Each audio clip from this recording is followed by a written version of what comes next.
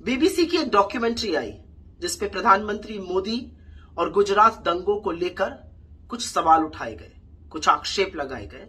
उस डॉक्यूमेंट्री को बैन कर दिया गया, लेकिन ठीक 29 दिन बाद चिरपरिचित स्क्रिप्ट के अंदाज में प्रधानमंत्री मोदी का सबसे प्रबल फ्रंटल इनकम टैक्स बीबीसी के दफ्तर आज इंडिया में पहुंच गया।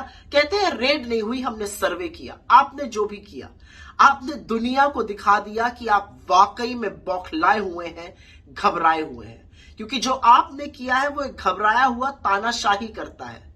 This is how people react when they panic. आपने इस देश के अधिकांश मीडिया को चरण चुंबक बनाने का काम किया है। आप उनसे कहिएगा बैठ जाओ तो वो लौटने को तैयार है। लेकिन अब आपने जो बीबीसी के साथ किया है वो आपका असली चाल चरित्र और चेहरा दिखाता है। वो दिखाता है कि 22 अप्रैल 2014 को जब गुजरात के मुख्यमंत्री और इस देश की प्रधानमंत्री बनने की होड़ में नरेंद्र मोदी ने कहा था कि मीडिया स्वतंत्र होना चाहिए, मीडिया को डरना नहीं चाहिए, और अगर कभी मीडिया डरा तो मैं उनके साथ खड़ा रहूंगा। आपके एक्शंस उसके बिल्कुल विपरीत हैं।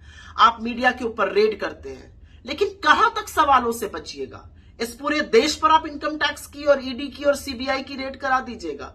आज देश आपसे कुछ सवाल पूछ रहा है, चाहे वो अडानी पर हो, चाहे वो बेरोजगारी पर हो, चाहे वो महंगाई पर हो, चाहे वो गरीबी पर हो, चाहे वो आर्थिक असमानता पर हो, चाहे वो बुलडोजर चलाने वाली उन सरकारों पर हो जिसको आप तथाकथित डबल इंजन की कहते हैं।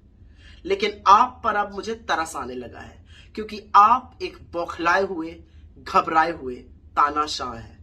What you're doing, Mr. Modi, is what people do when they panic.